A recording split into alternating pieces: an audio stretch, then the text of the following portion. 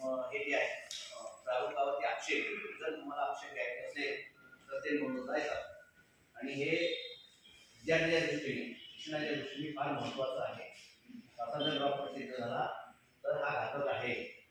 आता आम्ही घातक म्हणतो वाढवणं बरोबर आहे, म्हणून याची जागरूकता ही तुमच्या माध्यमातून होईल. त्याच्या संदर्भात कोणाही पत्र असतं तर 3 महिन्याचा नोटीस देऊन चर्चासत्र होतं बाहेर प्रतिनिधी जे आहे विधिमंडळातले त्यांनी मोठ्या प्रमाणात आक्रोश करायला पाहिजे आणि याने शिक्षणाचा मोठा बदल होईल.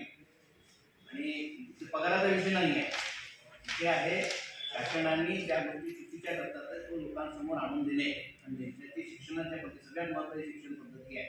आता माणूस शिकला, पुढे गेला, चांगल्यापणे त्याला जर हे केलं तर सगळे माणसं विद्यार्थी हा शिकला तरच देश पुढे जाईल, त्यांचे सगळे विजय पाठी करायला लागतील आणि फार मोठा चुकीचा परिणाम या शिक्षणावरती होईल. म्हणून लोकांनी आक्षेप नोंदवावे. आम्ही म्हणतो चुकीचं आहे, त्याला वाटत असेल बरोबर असेल त्यांनी बरोबर राहू द्या, चुकीचं आहे हे आम्ही प्रारूपही तुम्हाला दिला. तुमचे पत्रकार बंधूंचे जर हे असतील आपल्याला त्याच्यामध्ये तुम्ही नंबर दिले असतील तर मला सुद्धा याचं प्रारूपच्या हे जे आहे ते आम्ही पाठवतो आणि आम्ही नमूद केलेले आहे.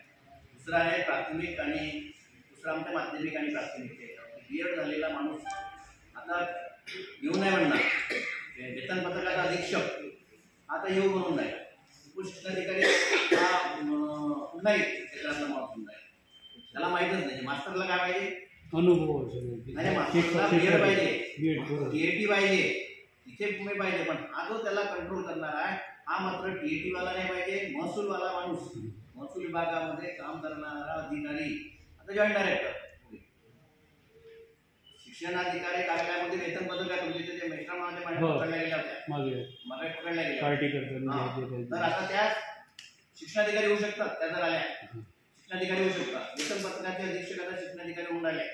माध्यमिक तुमच्या इथले जे साहेब आहेत शिक्षणाधिकारी ते अधीक्षक होते, आता शिक्षणाधिकारी, त्यांना शिकवण्याचा बीएडचा काही अनुभव नाही. अशा पद्धतीच्या व्यवस्थेला व्यवस्था चुकीची आहे. उपमुख्याध्यापकाचं पद त्यांनी पटसंख्येवर आणलं, ते पहिले सेक्शनवरती होतं. अकॅडमिक आहे, तुम्हाला चांगलं शिक्षण पाहिजे असेल तर 21 या संख्येमध्ये पटसंख्या हे आहे सेक्शनची संख्या 5 पासून तर 12 पर्यंत 21 सेक्शन असेल तर एक उपमुख्याध्यापक होता पूर्वी.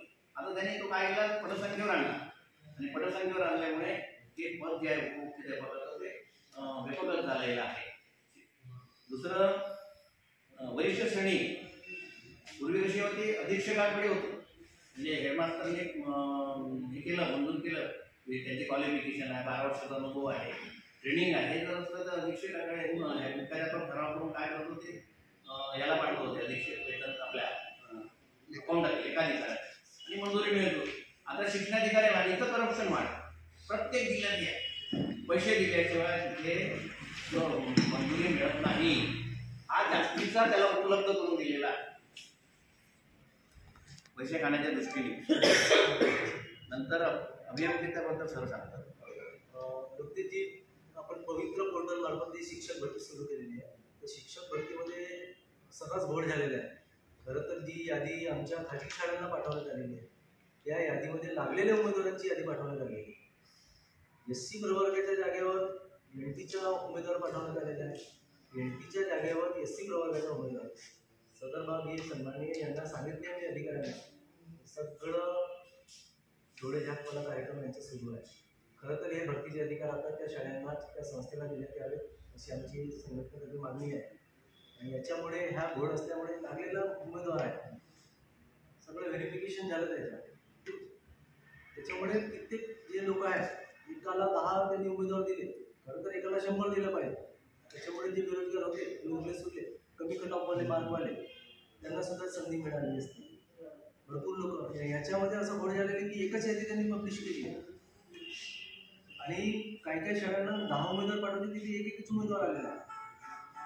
म्हणजे जो नोकरीत आहे त्यालाही नाव पाठवलं. आमची चर्चा झाली, ते म्हणाले असं नाही, म्हणजे असं काय म्हटलं, एक SCचा उमेदवार आहे त्याला सगळ्यात जास्त मार्क आहे, त्याला दिलं OBCच्या ठिकाणी पाठवलं, त्याचं होईल का सिलेक्शन, जागा SCची त्याला इथं पाठवलं नाही. दुसरा कमी मार्क दिली आहे अशा माणसाला कुठे पाठवलं, त्या कॅटेगरीला पाठवलं. म्हणजे कमी मार्कवाला पैसे देणाऱ्या माणसाला बरोबर पाठवण्याची सोय झालेली आहे. आम्ही याच्या संदर्भात अवर सचिवांशी बोललो, पण काहीही नाही, दम्म आहे. दुसरं सीबीएसई शाळेमध्ये आता सीबीएसई शाळा उपयोग कुठला आहे, तिथे काही कसंही मास्तर चालते, कसंही ठेवलं चालते, त्याची नोंद नाही आहे. शाळा कळवत नाही आमचे ते किती सीबीएसईचे लोक आहे म्हणून. सीबीएसईचे लोक आमच्या शाळेमध्ये असणारा मास्तर, इथे असणारे